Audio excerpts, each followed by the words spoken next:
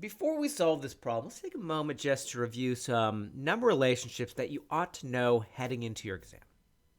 Before anyone ever takes a GRE, we firmly believe you should know your powers of 2 at minimum through 2 to the 6th. You should know your powers of 3 at minimum through 3 to the 5th. And you should know your powers of 4 and 5 up through the 4th power. We firmly believe if you know these values cold, it's going to make certain problems a lot easier for you. So if you were to know those values, one thing you would know is that 4 to the 4th equals 256. And if that's the case, we now know that x is 4. So if x is 4, let's go ahead and plug that in. We want to know 2 to the 2x minus 1 power. Well, if x is 4, 2 times 4 is 8, and 8 minus 1 is 7. In other words, we really just need to get 2 to the 7th power.